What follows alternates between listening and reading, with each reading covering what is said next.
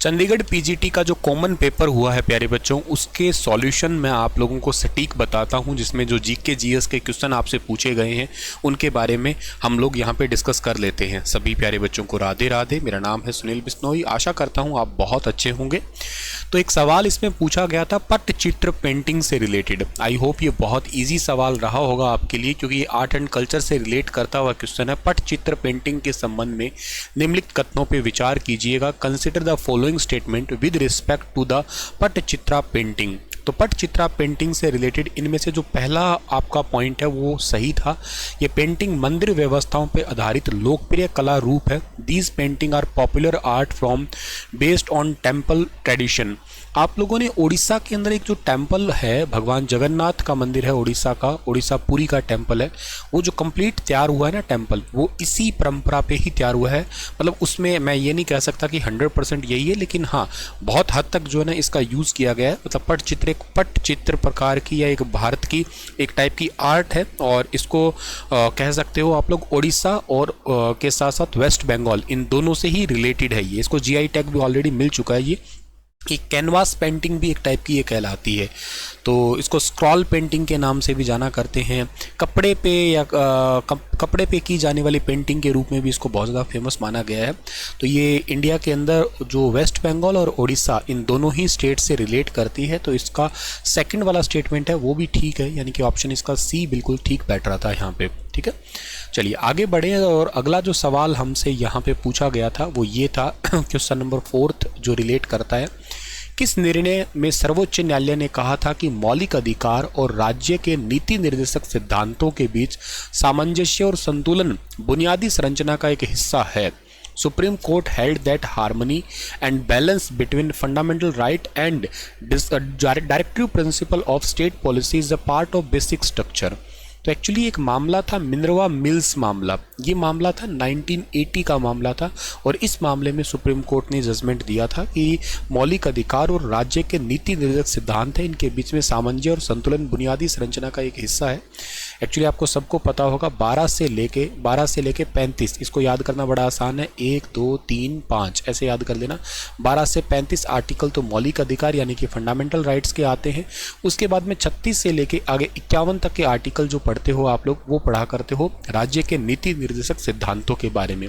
मौलिक अधिकार वो अधिकार होते हैं जो एक्चुअली जिनके लिए कह सकते हो आप लोग कोर्ट के अंदर जाके अपील कर सकते हो। मतलब ये आपके लिए नेसेसरी है, या कह सकते हो जो कोर्ट के अंदर अपीलेट किए जा सकते हैं। बट राज्य के नीति निर्देशक तत्व है ये ऐसे अपीलेट वाले नहीं है, अपील नहीं कर सकते। जैसे फॉर एग्जांपल देता हूँ एक हाल ही का करंट अफेयर।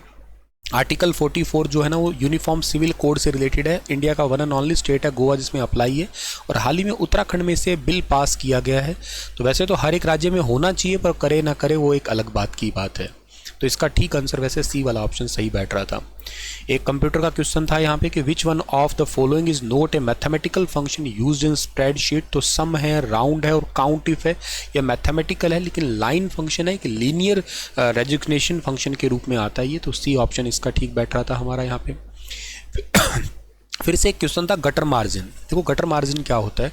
मान लेते हैं आपका ये पेज है एक, ठीक है ना। इस पेज का यहाँ से यहाँ तक का ये लेटर हेड पेज जो होता है ना, यहाँ से यहाँ तक का ये होता है 11 इंच का, और ये पेज यहाँ से यहाँ तक का होता है कितना, ये होता है 8.5 इंच का। तो एक्चुअल लेटर हेड पेज होता है 8.5 गुणे 11 इंच का पेज होता है आपका लेटर हेड। मैंने A4 नहीं बताया, A4 आपका 8.3 गुणा 11.7 होता है, लेकिन लेटर हेड पेज ओरिजिनली ये होता है। इसका टॉप बॉटम लेफ्ट राइट चारों तरफ से मतलब जो है ना 1-1 इंच का मार्जिन रहता है, 1 इंच का स्टैंडर्ड मार्जिन रहता है। लेकिन बाइंडिंग जब आप करते हो ना तो आप थोड़ा सा ज़्यादा स्पेस छोड़ देते हो, और जो बाइंडिंग करने के लिए छोड़ा गया स्पेस है ना उसी को गटर मार्जिन कहा करते हैं। अब ऑप्शन आप ढूंढ लीजिएगा कौन सा है। मार्जिन जिसमें बाइंडिंग वर्ड आए, देखो बाइंडिंग वर्ड एक ही में आया है, margin that is added to the binding side of page. मतलब ऐसा नहीं कि लेफ्ट राइट साइड होता है, बाइंडिंग चाहे आप टॉप पे करो चाहे किसी साइड बाइंडिंग करो, बाइंडिंग करने के लिए छोड़ा गया स्पेस जो होता है ना वो गटर मार्जिन होता है। तो ऑप्शन नंबर आपका सी इसका परफेक्ट मैच कर रहा है। अच्छा, अगला जो सवाल आपसे पूछा है वो क्या है। अगला सवाल पूछा है आपसे राष्ट्रीय क्रेडिट फ्रेमवर्क से रिलेटेड क्वेश्चन पूछा है आपसे।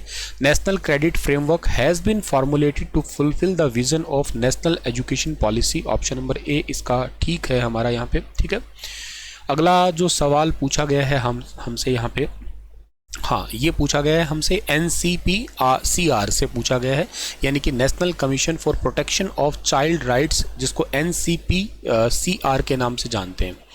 पहली तो बात ये है कि ये आपका NCPCR है ना, ये आया कब था? ये भारत में आया था, इसका एक्ट था साल 2005 का, और इसको इंडिया के अंदर जो है ना अप्लाई किया गया था साल 2007 के अंदर। ये आता है महिला एवं बाल विकास मंत्रालय के अधीन आता है, बिल्कुल सही बात है। और के साथ ये बाल अधिकारों के उल्लंघन की जांच करता है, बाल अधिकारों के अभाव और उल्लंघन से संबंधित मामलों का स्वतः संज्ञान लेने का भी काम करता है। दोनों ही ऑप्शन इसका ठीक मैच कर रहा है, दोनों ही बिल्कुल सही है आपके।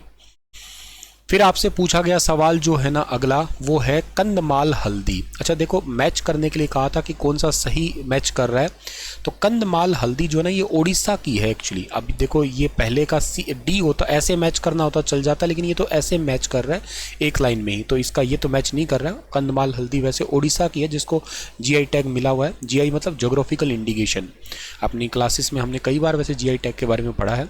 अच्छा, इदू मिश्मी टेक्सटाइल, ये अरुणाचल प्रदेश की है, तो बिल्कुल ये तो मैच कर रहा है आपका। अच्छा, जोहा राइस आसाम के हैं, ठीक है ना, आसाम के हैं तो उड़ीसा के नहीं है, तो इट मीन्स ये भी मैच नहीं किया, ये भी मैच नहीं किया। बी का सिर्फ अरुणाचल प्रदेश मैच किया है, तो बी का अरुणाचल प्रदेश मैच किया है। इट मीन्स ओनली 2 इस सवाल का ऑप्शन नंबर जो है ना वो बिल्कुल ठीक मैच कर रहा है हमारा। चलिए सर, इसके बाद में आगे कोई क्वेश्चन आपका रिलेट करता हो? हाँ, एक ये दिख रहा है, ये रहा कंप्यूटर का। In the font group of home tab which symbol indicate superscript and subscript. देखो क्या होता है, जो सबस्क्रिप्ट होता है ना आपका, सबस्क्रिप्ट का मतलब ये होता है जो किसी अक्षर के पाँव में लिखा जाए। जैसे फॉर एग्जांपल आप कोई साइंस का फॉर्मूला लिखते हैं तो आप क्या लिखा करते हैं? H2O लिखा करते हैं, राइट।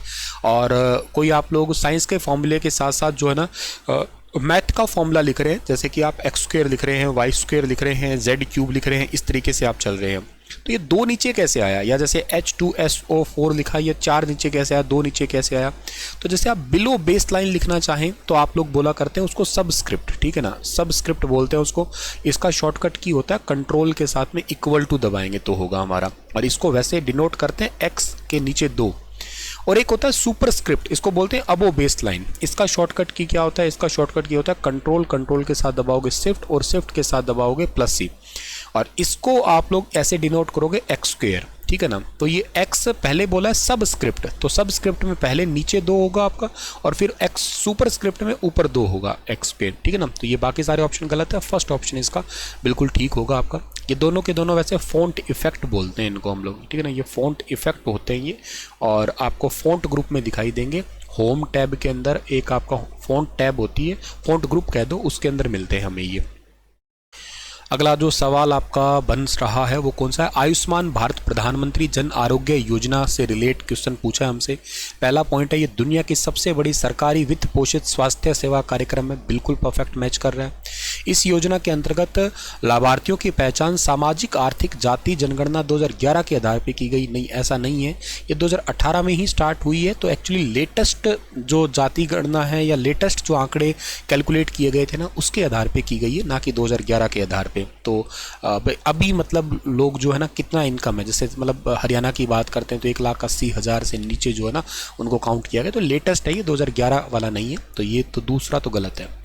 इसको राष्ट्रीय स्वास्थ्य प्राधिकरण के मतलब इसके कार्यान्वयन, इसकी एक नोडल एजेंसी है क्या ये? हाँ, ये बिल्कुल है, नेशनल हेल्थ अथॉरिटी जो ना यही नोडल एजेंसी है। तो पहला और तीसरा इसका ऑप्शन मैच कर रहा है, सी वाला ऑप्शन सही है हमारा।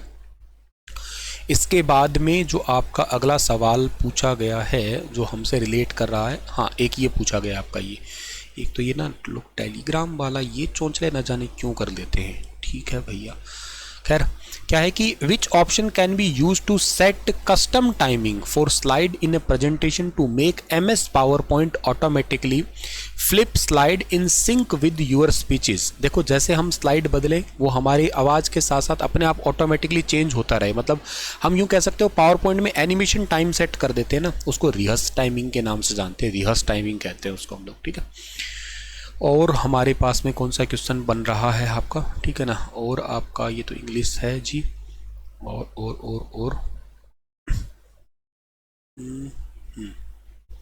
और तो इतने ही थे, ठीक है ना। चलिए सर जी, ये इतने ही क्वेश्चन थे, तो चलिए ठीक है जी, राधे राधे, अपना ख्याल जरूर रखना। मिलते हैं हम लोग अपनी अगली क्लास के अंदर। स्टार IQ चैनल से भी आप जुड़ सकते हो, ठीक है ना। Thank you, Radhe Radhe.